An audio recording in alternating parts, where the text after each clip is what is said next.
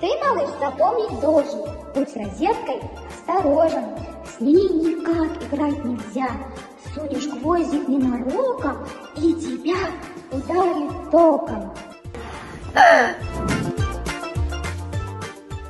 Там на стульчик не вставай, это может быть опасно. С высоты лететь ужасно.